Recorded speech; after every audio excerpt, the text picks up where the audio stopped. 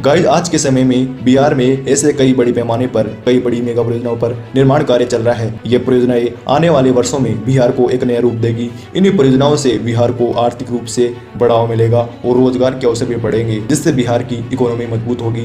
Number 1, Patna metro. दोस्तों, पटना का पहला मेट्रो कॉरिडोर बहुप्रतीक्षित ब्लू लाइन अगले 2 महीनों में चालू हो जाएगी। पटना मेट्रो रेल परियोजना की अधिकारियों ने पुष्टि की है कि पटना जंक्शन और ISBT के बीच चलने वाला कॉरिडोर ये एलिवेटेड सेक्शन लगभग तैयार है और 15 अगस्त 2025 तक चालू होने की संभावना है। 6.49 किलोमीटर लंबे इस हिस्से में 5 एलिवेटेड स्टेशन है। मलाई पकरी, खेमनीचक, भूतनाथ, 0 माइल और ISBT स्टेशन है। मेट्रो अधिकारियों के अनुसार प्राथमिकता वाले कॉरिडोर पर करीब 90% तक काम पूरा हो चुका है। कुछ स्टेशनों पर अंतिम कार्य चल रहा है। पटना मेट्रो परियोजना की कुल लागत 13,925 करोड़ रुपए है। इसमें से 20% बिहार सरकार और 20% केंद्र सरकार और 60% Japan international cooperation agency. Patna metro के प्रमुख पड़ाव हासिल कर लिए गए हैं। खेमनीचक में यू गियर लगाने का काम भी पूरा हो चुका है। ISBT पर प्लेटफॉर्म की ढलाई शुरू हो चुकी है और भूतनाथ स्टेशन पर पार्लिंग लगाने का काम भी चल रहा है। ISBT मेट्रो रेल डिपो में सिविल कार्य भी पूरा हो चुका है और अंतिम चरण का काम भी चल रहा है। नंबर 2,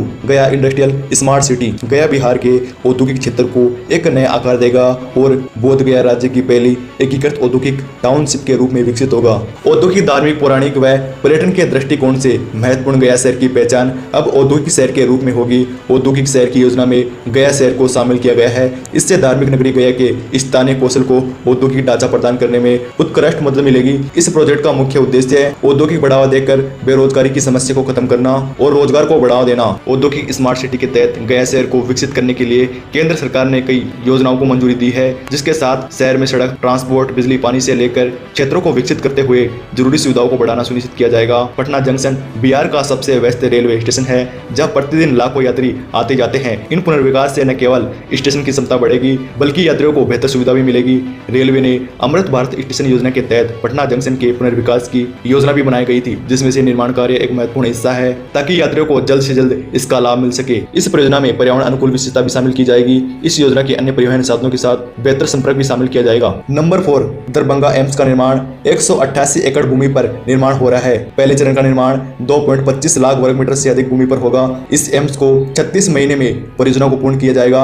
इसके तहत अस्पताल, मेडिकल कॉलेज, आयुष अस्पताल, डॉक्टरों और कर्मचारियों के लिए आवासीय क्वार्टर, छात्रों के लिए छात्रावास का निर्माण भी किया जाएगा। यह बनने वाले एम्स को लेकर लोगों के बीच काफी समय से चर्चा और उम्मीदें बनी हुई थी, लेकिन अब साफ हो गया है कि एम्स के निर्माण में काम तेजी से आगे बढ़ रहा है। सबसे पहले एम्स के लिए तय की गई जमीन के चारों तरफ से बाउंड्री वॉल यानी 4 दीवारी बनाने का काम भी शुरू हो चुका है। इस बाउंड्री वॉल की खास बात यह है कि इसमें एक भी ईंट का इस्तेमाल नहीं किया जा रहा है। यह पूरी दीवार कंक्रीट यानी RRC से बनाई जा रही है, जो कि एक आधुनिक और मजबूत निर्माण तकनीकी मानी जाती है। आमतौर पर इस तरह तकनीक का इस्तेमाल बड़े और स्थायी निर्माण में किया जाता है, ताकि वह लंबे समय तक मजबूत बना रहे। दरभंगा एम्स की यह बाउंड्री वॉल न सिर्फ एक आधुनिक निर्माण का उदाहरण होगी, बल्कि यह पूरे एम्स प्रोजेक्ट का मजबूत आधार भी बनेगी। स्थानीय लोगों में अब उम्मीद है कि एम्स का निर्माण तय समय से पूरा होगा और इससे दरभंगा व आसपास के जिलों को उच्च स्तरीय स्वास्थ्य सुविधा का लाभ मिलेगा। इतना ही नहीं, इसे रोजगार सृजन और स्थानीय अर्थव्यवस्था को भी बढ़ावा मिलने की उम्मीद है। गाइस, आज की इस वीडियो में आपने बिहार के 4 ऐसे मेगा प्रोजेक्ट के बारे में जाना,